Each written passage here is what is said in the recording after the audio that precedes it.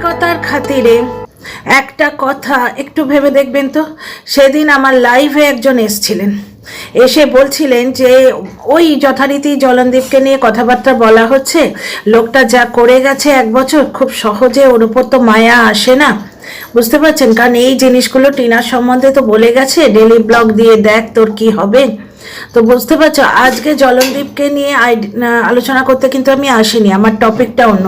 যাই হোক, একজন দর্শক বন্ধু আমার কমেন্ট বক্সে এসে লাইভে কমেন্ট বক্সে এসে লিখছেন যে ওই বয়স্ক মহিলা যথেষ্ট ভালোভাবে বাচ্চাটার টেক কেয়ার করছে।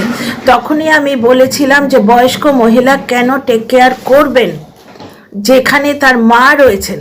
জাস্টিস অমৃতা সিনহা, ওনার ভিডিওগুলো দেখি, এর আগে তোমাদের ভিডিও করে বলেছি, কিন্তু এক জায়গায় উনি বলছেন যেখানে ওই যথারীতি বাবা মার কাজিয়া হচ্ছে, পিসছে বাচ্চা, বাবার কাছে বাচ্চা আছে, মা দাবিদার, এইরকম একটা কেস। সেখানে বাচ্চার বাবার তরফের উকিলকে জিজ্ঞেস করছেন, ম্যাডাম, যে who is taking care of the child. তোমাদের এই কথাগুলো ভিডিওতে এর আগে বলেছি, আর একবার রিপিট করছি। তো বাচ্চার বাবার উকিল বলছে, the sister, whose sister, father sister madam.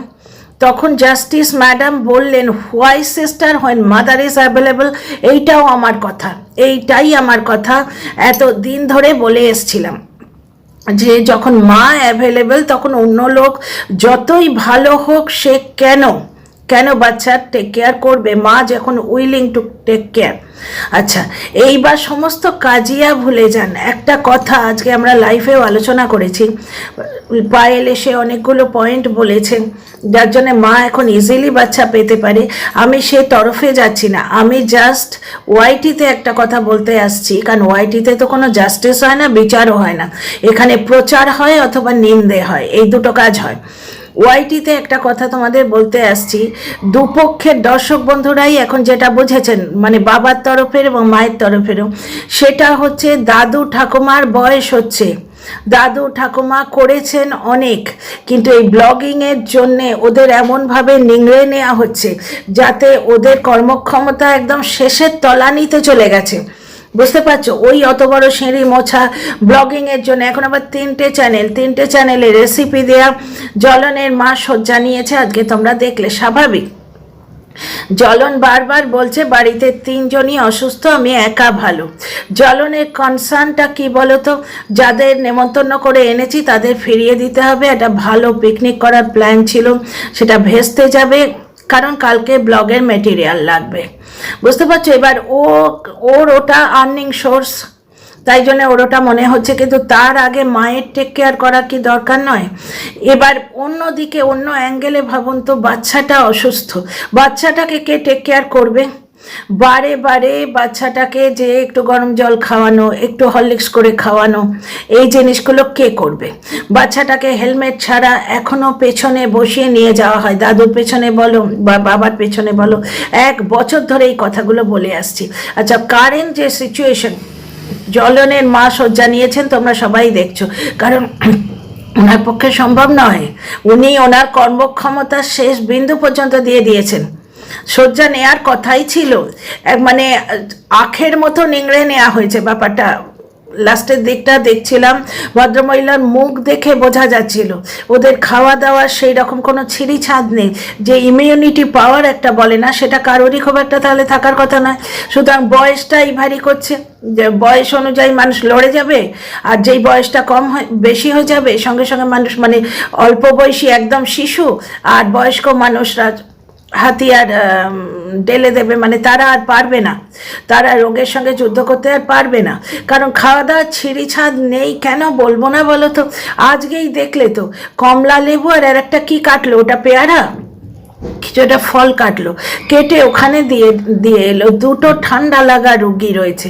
Kamala লেবুতে C vitamin আছে, শীতকালে খাওয়া খুব ভালো, কিন্তু যেখানে 2টো ঠান্ডা লাগা রুগী রয়েছে ঠান্ডায় ওদের কষ্ট হচ্ছে, ওর জ্বলনের মায়ের বোধহয় জ্বর আসবে, জ্বলন বলল, এবং বাচ্চাটারও সর্দি হয়েছে, তাকে বারবার ওষুধ খাওয়াচ্ছে।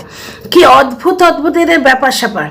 শীতকালে ফল খাওয়াচ্ছে যেখানে দুটো রুগী রয়েছে, ঠান্ডা রুগী রয়েছে।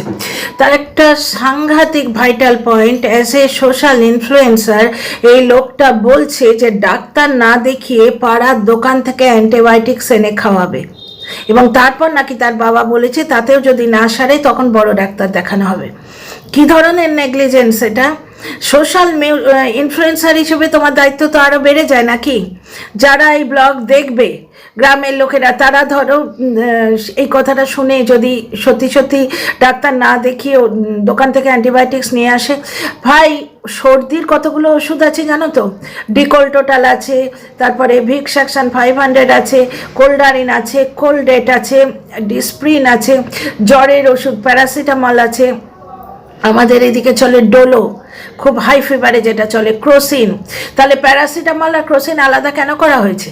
ক্রোসিনকে বলা হয় 100 ডিগ্রি জ্বর উঠলে তবে দেবে, হালকা জ্বরে প্যারাসিটামল। বুঝতে পারছো তো? এইরকম নানা রকম ওষুধ রয়েছে। তা কেন বলেও তো এটা? কারণ পার্সন টু পার্সন ওষুধ ভ্যারি করে, সকলের শারীরিক অবস্থায় সেম ওষুধ চলে না। এবার ওষুধের দোকান থেকে কিনে এনে ওষুধ খাওয়ানোটা একটা কাজের কথা হলো? মানে একটা পরীক্ষা খুব বাজেভাবে খারাপ হয়ে গেছিল জানো আমাদের একজনের, এখানে আশপাশে, আমি নাম বলছি না, পই পই করে বলা সত্ত্বেও নিয়ে এসে খাইয়েছে। একটা মানে একটা ইউটিতে নাম্বারটা এত কমে গেছে যে পিএইচডি থেকে মাত্র 12 নম্বর দূরে, পিএইচডিতে কোয়ালিফাই করার জন্য যে নাম্বার লাগে মাস্টার ডিগ্রিতে মাত্র 12 নম্বর দূরে এসে তার লড়াই থেমে গেল। মাত্র 12 নম্বরের জন্যে সে পিএইচডিটা পেল না। প্রত্যেকটা মানুষের শরীরের ধাত আলাদা, ডাক্তাররা সেটা বুঝে তাকে ওষুধ দেবে। আশ্চর্য! এইগুলো সোশ্যাল ইনফ্লুয়েন্সার হিসেবে সে বলে যাচ্ছে, ওর কোনো কন্টেন্ট দিদি এইটার প্রতিবাদ করবে না, কোনো দর্শক এর প্রতিবাদ করবে না।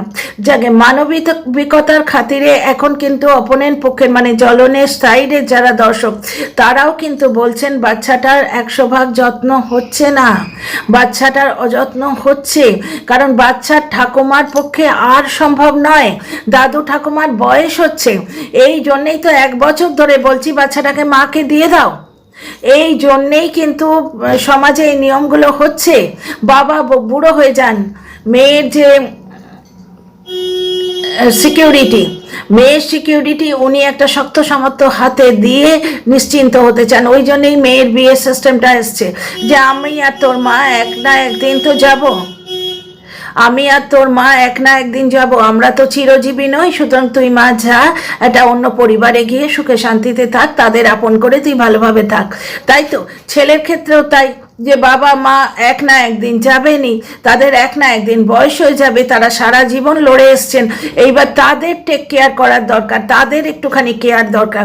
সেই জন্যে ওনারা পরের বাড়ি মেয়ে বাড়িতে নিয়ে আসবেন, মেয়েটিকে তারা যত্ন করবেন, পরিবর্তে মেয়েটিও তাদের আপন করে তাদের নিজের ভেবে যত্ন করবে। এইটা তো সামাজিক নিয়ম।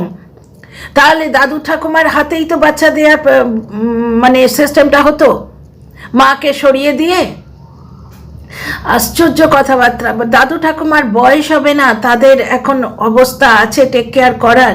এখন বাচ্চাটাকে মায়ের কাছে দিয়ে দেয়া সর্বতোভাবে প্রয়োজন, সর্বতোভাবে প্রয়োজন। ম্যাডাম লাইভে বললেন উনি মাকে বাচ্চারা দেখতে অবধি দেবেন না, কারণ কয়েকটা কন্টেন্ট ক্রিয়েটার বলবে যে টিনা জিতে গেছে। ম্যাডাম আপনার কাছে হাত জোড়ো করে অনুরোধ, টিনার তরফ থেকে আমি বরাবর ভিডিও করেছি, আমার তরফ থেকে আমি বলতে পারি, বলবো না যে টিনা জিতে গেছে, বলবো না, বাচ্চাটাকে জিতিয়ে দিন। মার জেতা, বাবার জেতা, মায়ের হার বাবার হারকে সাইডে সরিয়ে রেখে ম্যাডাম বাচ্চাটাকে জিতিয়ে দিন, বাচ্চাটাকে জিতিয়ে দিন। বাচ্চাটা তখনই জিতবে যখন মা তার কাছে আসবে। বুঝতে পারছেন তো? এই আপনি অবশ্য চেষ্টা করেছিলেন, আপনি চেষ্টা করেছিলেন মাকে নিয়ে যাওয়ার ওই বাড়িতে। যাই হোক ডিয়ার ফ্রেন্ডস, অনেক কথা বলার আছে। Welcome back to my channel my world of words. আমি সৌমি, আমি তোমাদের সবাইকে আমার চ্যানেলে ওয়েলকাম করছি। ডিয়ার ফ্রেন্ডস, মায়ের হারা মায়ের জেতা, বাবার হারা বাবার জেতা, একটু শিকারে তোলে থাক। এখন জিতুক বাচ্চাটা, তাই ঠিক না? মা বাচ্চাটাকে পেলে সে বাবার অধিকার খর্ব করবে না, সে দাদু ঠাকুমার অধিকার খর্ব করবে না, ঠিক আছে? এটা মিউচুয়াল, কি বলে ওটাকে, মিউচুয়াল কাস্টাডি তো বলে, মিউচুয়াল কাস্টাডি কো প্যারেন্টিং নিয়ে বাচ্চাটাকে মায়ের কাছে দিয়ে দেওয়া হোক। বাবা সময় সুযোগ মতো এসে বাচ্চাটাকে দেখে যাবে, দাদু ঠাকুমা আসবে, এসে দেখে যাবে, যেরকম জাজ মহোদয় বা মহাদয়া আদেশ করবেন সেই রকম হবে, কিন্তু বাচ্চা মায়ের কাছে থাক, মা টেক কেয়ার করুক। মা একটা যুবতী মানুষ, সে বাচ্চাটাকে ভালো করে টেক কেয়ার করতে পারবে। কিভাবে বাচ্চার পড়াশোনা, নতুন নতুন কত ধরনের পড়াশোনার একটা উদ্ভাবনী টেকনিক বেরোচ্ছে, বুঝতে পারছো? দ্বিতীয় কথা, এই যে বাচ্চাটা সেদিন কেঁদে কেঁদে বললো আমাকে মারছে, পড়তে বসে মারাটা ঠিক কথা নয়। বাচ্চা মিথ্যে কথা বললেও, বাচ্চা মিথ্যে কথা বলছে, অনেকে বলছেন, অনেক কন্টেন্ট ক্রিয়েটার বলছে, এখানে বাবাকে জেতাতে যেও না, বাচ্চার সাইকোলজিটা দেখো। বাচ্চা মিথ্যে কথা বললেও পেরেন্টসরা কি সেটা যাচাই করবে না? নিজেদের সন্তানকে ওই জায়গায় বসিয়ে দেখো তো, তোমার ওই রকম 4 বছরের তুলতুলে বাচ্চা এসে তোমাকে বললো মা রোজ রোজ ম্যাডাম মারছে, ওরকম কাঁদতে কাঁদতে হিঁচকি তুলে এসে বললো, তুমি কি অস্বীকার করতে পারবে না আমার বাচ্চা মিথ্যে কথা বলছে বলে চুপ করে থাকতে পারবে? সেখানে বাচ্চার ঠাকুমা কিন্তু রিয়াক্ট করলেন, ওর ঠাকুমা বললেন যে রোজ রোজ মারে, এ তো ভালো কথা নয়। একটা বাচ্চাকে পড়ানো হচ্ছে, কোনো ক্লাস কন্ট্রোলের ব্যাপার নেই এখানে, একটা মাত্র সিঙ্গেল বাচ্চাকে পড়ানো হচ্ছে, সেখানে সে একটু আদর করে বা অন্য পদ্ধতিতে, যে পদ্ধতিতে বাচ্চাটা ইন্টারেস্টেড হচ্ছে না, তার অ্যাটেনশন লেভেল গেইন করা যাচ্ছে না, অন্য কোনো পদ্ধতিতে ঘুরিয়ে ফিরিয়ে অন্যভাবে বাচ্চাটার অ্যাটেনশন লেভেল ড্র করার কোনো নিয়মকানুন জানা নেই, কোনো উপায় জানা নেই, তাহলে টিচার বদলে দেয়া হোক। এই রকম নানা জিনিস আছে, এই সমস্ত জিনিসের সমাধান কিন্তু মায়ের কাছে এলে মা ভালোভাবে টেক কেয়ার করতে পারবে, মা ভালো স্কুলে পড়াবে। বেচারামের কেস দেখো, ওর অবস্থা এখন ডাউন হয়েছে, মানে ফিনান্সিয়াল অবস্থা ডাউন হয়েছে বলে ও এখন বাচ্চাটাকে কিছুতেই স্কুলে দিচ্ছে না, ভালো স্কুলে দিচ্ছে না। বাচ্চাটার কিন্তু ভালো স্কুলে যাবার বয়স হয়ে গেছে, এমন না হয় যে কোনো ভালো স্কুলে ওকে নিলই না বা বড় ক্লাসে নিল, বুঝতে পারছো? এই ছোট বয়সে পড়াশোনাটা বাদ চলে গেল, ভিত নড়বড়ে হয়ে যাবে, ভিত নড়বড়ে হয়ে যাবে। প্রত্যেকটা সিঁড়িতে পা দিয়ে দিয়ে উঠতে হয়, একটা সিঁড়ি স্কিপ করে গেলে মুশকিল হয়ে যায়। ক্লাস 8-এর ম্যাথসটা একটু কম পড়া হয়ে গেছিল বলে 9-এ গিয়ে কি পরিমাণ প্রবলেম হয়েছে আমার পার্সোনাল এক্সপিরিয়েন্স আছে, আমি একজনকে দেখেছি। এবং হোম টিউটার যখন এক গাদা টাকা নিয়ে পড়াতে আসতেন, তখন তিনি বাচ্চার পেরেন্টসদের বলতেন ক্লাস 8-এ ম্যাথসটা ঠিক ভালোভাবে পড়ানো হয়নি, যার জন্য 9-এ গিয়ে প্রবলেম হচ্ছে, এবং 9টা না পারলে 10-এ গিয়ে প্রবলেম হবে। কারণ যারা সিলেবাস তৈরি করেন, বিদগ্ধ মানুষদের একটা টিম বসে সিলেবাস তৈরি করেন, তারা সেইভাবে ধাপে ধাপে সিলেবাসগুলো তৈরি করেন। আজকে তলার দিকটা বাদ দিয়ে বয়সের জন্য ওকে যদি ধরো এই নার্সারিগুলো না পড়িয়ে ফট করে 1-এ ভর্তি করে দিল, বা 1টাও বাদ চলে গেল, 2-তে ভর্তি করে দিল, বাচ্চাটার যে এডুকেশনটা সেটা প্রথমেই কি পরিমাণ কাঁচা থেকে যাবে, বুঝতে পারছো? সুতরাং সমস্ত যুক্তিতক্ক সরিয়ে রেখে বাচ্চাটাকে মায়ের কাছে দিয়ে দেয়া হোক। এখন বেচারামের তরফের দর্শকেরাও কিন্তু বুঝেছে, এবং বেচারামের আপত্তি করার কথা নয়, আপনারা বোঝান সবাই মিলে। বেচারাম নতুন ইনিংস নিশ্চয়ই শুরু করবে, ও সেটা বারবার বলেছে যে তুই করে বেড়াবি, আমি কি চুপ করে থাকবো? ও রেডি সেকেন্ড ইনিংস শুরু করার জন্যে। মানে বাচ্চার সৎ মার আসার থেকে নিজের মায়ের কাছে থাকা তো ভালো। আপনাদের কি মনে হয়? সৎ বাবার থেকে সৎ মা কিন্তু টেন্ডার এজে অনেকটা খতরনাক। ঠিক আছে, ঠিক আছে, বাচ্চা যদি বাবার কাছে ফিরে আসতে চায় 18 বছরের পর, যখন ওর কলেজে টলেজে পড়বে, তার নিজস্ব মতামত হবে, আইন তার নিজের মানে বাচ্চার মত গ্রাহ্য করবে, তখন না হয় বাচ্চা এসে থাকলো। বাচ্চার যদি মন হয় বাবার কাছে এসে থাকলো কিছুটা দিন বাবার কাছে, কিছুটা দিন মায়ের কাছে, কিন্তু এখন সেটা পসিবল নয়, কারণ এখন স্কুলে যাবে। একটা জায়গায় ওকে স্থিত হয়ে থাকতে হবে, এবং সেই জায়গাটা মায়ের কোল হওয়াই বাঞ্ছনীয়। ঠাকুমার পক্ষে আর সম্ভব নয়, বাচ্চাটার ভালোভাবে টেক কেয়ার হচ্ছে না, এদের কোথাও একটা সেন্সের অভাব আছে। যখন গরম জিনিস খাওয়ানোর কথা, তখন ঠান্ডা জিনিস এগিয়ে দেয়। গরম পিঠে বাচ্চাটার মুখের কাছে নিয়ে গিয়ে দিচ্ছে, বাচ্চাটাকে বারবার ওর ঠাকুমা বলছে ফু দিয়ে দিয়ে খাও, এত গরম বাচ্চাটা খেতে পারছে না, ওর দাঁত খারাপ হয়ে যাবে। অবশ্য ওর এখন মিল্ক টিথ, এখনো মিল্ক টিথ, এই দাঁতগুলো পড়ে যাবে, বুঝতে পারছো? এইরকম অনেক রকম জিনিস আছে। বাচ্চাটার টেক কেয়ার ঠিকভাবে হচ্ছে না, ঠাকুমার পক্ষে সম্ভব নয়, জ্বলন্ত ব্লগিং ছাড়বে না, ওটাই ওর একমাত্র রুটি রোজি, ও অন্য কোনো বিজনেসের কথা ভাবছেও না। এবং ওর ব্লগিংয়ের মেন পার্ট হচ্ছে ওর বাবা আর মা, মানে ওর মায়ের ওপর কি পরিমাণ চাপটা পড়ছে। ব্লগিংয়ের জন্য কিছু কাজ করতে বাধ্য হচ্ছেন উনি। ওই যে কিচেন থেকে রান্নাবান্নার জিনিসগুলো ছাদে নিয়ে যাওয়া হচ্ছে, আবার নিয়ে আনা হচ্ছে, এটা একটা হ্যাপা নয়? কিচেনে দাঁড়িয়ে দাঁড়িয়ে টুকটুক করে নিত। দ্বিতীয় কথা, ব্লগিংয়ে দেখানোর জন্য পরিপাটি করে রান্না করতে হচ্ছে। অনেক সময় কিন্তু শরীরটা খারাপ, যা হোক তা করে চালিয়ে নিলাম থরবড়ি খাড়া করে, আমরা করি নাকি নিজের বাড়িতেই, কিন্তু ব্লগিংয়ের জন্য সেগুলো করা সম্ভব হচ্ছে না। এবার তিনটে রেসিপি 3টে চ্যানেলে, সেকেন্ড চ্যানেল, টিনার বিয়ের আগের চ্যানেলটা পুরো রেসিপি চ্যানেল বানিয়ে দিয়েছে।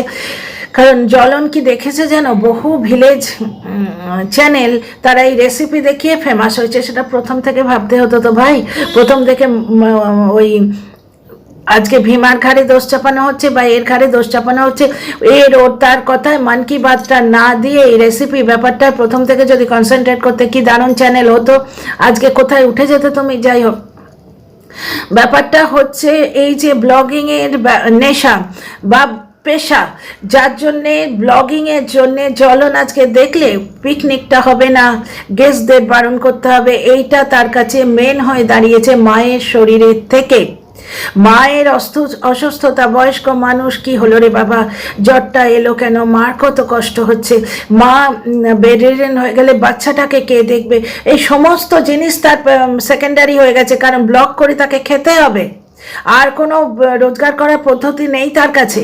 এবার ব্লগিং মানে তার মায়ের খাটনি, অরিজিনাল খাটনি তো আছেই, ওই সিঁড়ি পোছা, তারপরে ঝাড়ু ফাড়ু দেয়া, তারপরে ইয়েরা আসবে বলে, আজকে জ্বলনদীপের ভিডিও দেখলে গেস্ট আসবে বলে ঘরদোর গোছানো হয়েছে, ছাদটা ঝাড় দেওয়া হয়েছে। কে করেছে এগুলো? জ্বলন করেছে না জ্বলনের মা করেছে? পিকনিকটা হয়েছে কিনা কাল জানতে পারবো, মানে আজকে পিকনিকটা হয়েছে কিনা কাল জানতে পারবো। এবং জ্বলন অন্য কোনো প্লট ঠিকও করেনি। আমার মনে হয় ধুঁকতে জ্বলনের মাই রান্নাবান্না করবে, দেখা যাক।